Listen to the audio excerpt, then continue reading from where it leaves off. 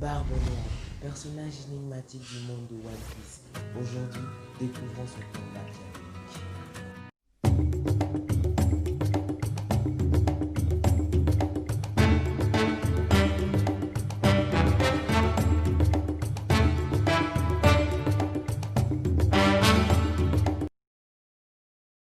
Salut à tous, j'espère que vous allez bien. Aujourd'hui, une nouvelle vidéo consacrée à One Piece. Aujourd'hui, nous allons théoriser sur Barbe Noire. La première des choses qu'il faut savoir, c'est que Barbe Noire fait partie des 4 empereurs qui sont les pirates les plus puissants du Nouveau Monde. Et bien aujourd'hui, je vais vous annoncer, vous démontrer le plan machiavélique que Barbe Noire pourrait avoir en tête pour le futur de One Piece.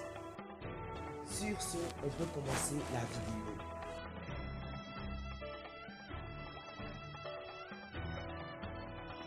Nous connaissons bien Barbe Noire. Nous savons qui il est, comment il est. C'est un pirate très rusé qui n'hésite pas à utiliser tous les moyens propices pour avancer. Et c'est ce qui fait sa force justement. Barbe Noire, quel plan as-tu en tête? Je vais vous le montrer aujourd'hui. Je vais essayer plutôt de vous le montrer. Parce que je ne peux pas encore l'affirmer. Parce qu'on n'a pas encore vu le futur de One Piece.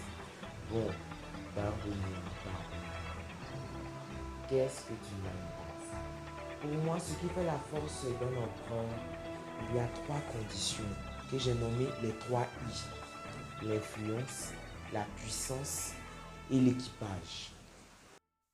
Je vais commencer par l'équipage de Barbe Noire. L'équipage de Barbe Noire est composé d'ex-détenus du 6e niveau d'Impel Down, Shiryu de la Pluie, Katarina Devon et bien d'autres encore.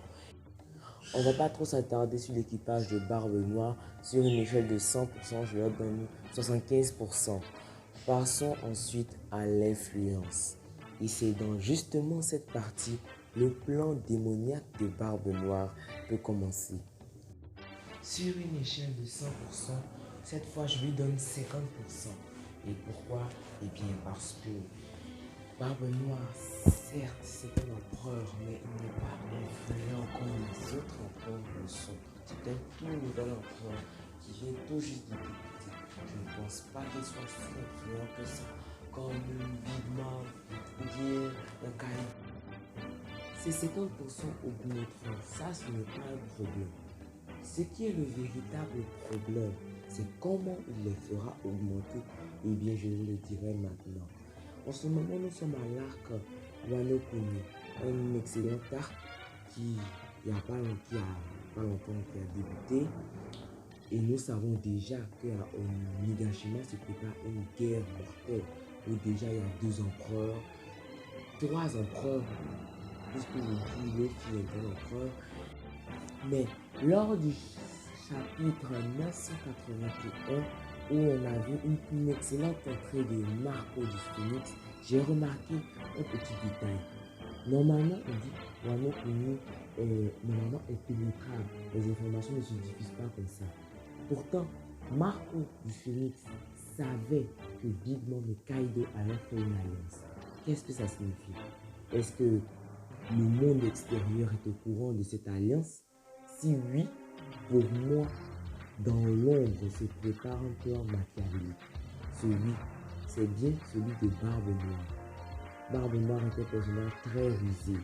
Et nous connaissons déjà ses ambitions. Barbe Noire veut devenir le roi des pirates.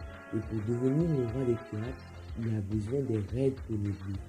Et nous savons que Kaido possède un, Big Mom en possède un, et il y a un autre à Zo. Qu'est-ce que Barbe Noire fera d'après vous? Eh bien, il se dirigera tout simplement à Whole Cake Island. Je suis un personnage rusé, intelligent.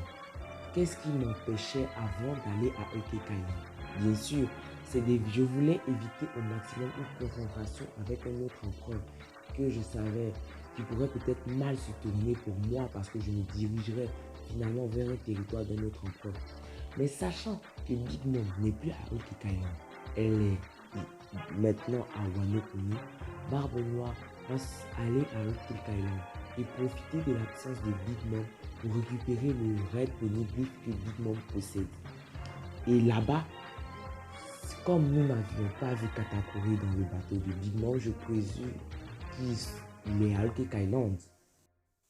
Alors là, maintenant, nous allons atteindre des sommets, puisque nous aurons en face Katakuri, le second empereur, face à un empereur qui n'est que Barbe Noire, venu avec son équipage. Qu'est-ce que Katakuri pourra faire? Eh bien, je présume que Katakuri, sûrement, Barbe Noire, va le vaincre facilement, parce que c'est un second, il ne peut pas se placer devant l'empereur. Ensuite, Barbe Noire va saccager Whole Cake Island. Et c'est à ce moment-là que sa réputation, son influence va monter en grade. S'il détruit Whole Cake Island, sachant que ce territoire appartient à l'empereur le plus influent, qu'est-ce que ça va créer chez les autres pirates? Ils vont se dire mais que Barbe Noire effectivement a marqué d'énormes points. La marine sûrement va augmenter sa prime. Et elle passera peut-être à 3 milliards, qui sait. Et en plus, il repartira avec dans la poche un Red Poneglyph. Qu'est-ce que ce plan-là? Ce n'est pas digne d'être signé par Barbe Noire. C'est digne, cela est digne, parce que nous connaissons très bien comment Barbe Noire agit. Si Big Mom n'est plus là, eh bien il a le feu vert pour aller saccager son territoire. De 1, détruire et balayer pratiquement tout son équipage. De 2 et de 3, récupérer le Red Poneglyph qu'elle possède et les 2 autres Poneglyphs qu'elle possède. Et bien cela, Big Mom, l'influence de Big Mom chutera d'un cran. Et la seconde partie du plan de Marshall D. Teach, eh bien, elle commencera bientôt. Parce que après les agissements qu'il fera à Whole Cake Island, il se dirigera à Wano Kuni.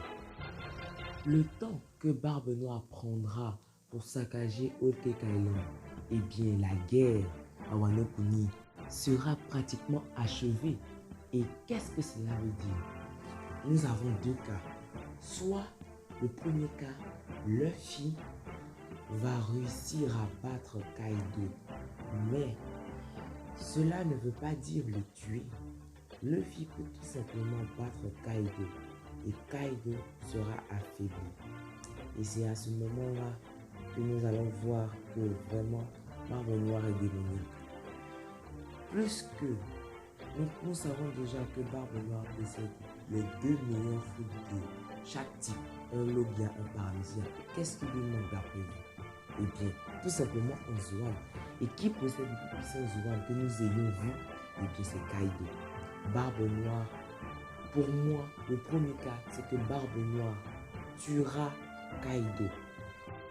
Et si cela se produit, eh bien, l'influence de Barbe Noire va encore grimper d'un échelon. Maintenant, passons au deuxième cas. En passant au deuxième cas, on passe au troisième I, la puissance. Barbe Noire possède déjà les 2 meilleurs fruits du démon de chaque type. Le Yami Yami no Mi au fruit des ténèbres et le Gura Gura no Mi au fruit du séisme. D'abord, le fruit du séisme permet à son utilisateur de détruire le monde. Ensuite, le Yami Yami no Mi permet à son utilisateur d'engloutir le monde. Mais déjà avec un personnage comme ça, déjà on voit déjà qu'il est puissant. Mais s'il, par malheur, Barbe Noire réussit à récupérer le troisième fruit qui lui manque, le Zoan le plus puissant, le fruit de Kaido, imaginez un peu sa puissance, la puissance qu'il obtiendra. Parce que là, nous allons dépasser l'échelle de puissance. Nous allons partir vers des cieux, des énormes cieux. Dans le deuxième cas, soit Oda peut se servir de Barbe Noire contre Kaido, puisque Oda nous l'a dit lui-même qu'il ne sait pas encore quel personnage, comment ils pourront vaincre Kaido plutôt. Pour moi, si je devrais donner une solution à Oda, je dirais plutôt de nous montrer un combat d'empereur. s'il met un empereur devant la route de Kaido, et bien là nous aurons l'échelle de puissance des empereurs. En tuant Kaido, Marbre Noir va sûrement obtenir le troisième feu qui lui reste, le troisième feu manquant à sa galerie, de l'eau puissance de le feu du dragon. Et à ce moment-là, je doute fort qu'un personnage comme par exemple Shanks ou un autre empereur pourra arriver à le vaincre. Ma théorie se termine sur ça. Sur ce, j'espère que vous aurez aimé ma vidéo et que vous la likerez, vous vous abonnerez, etc. etc. Bon, je vous dis à plus tard pour de prochaines vidéos et j'espère que vous et votre famille, vous allez bien.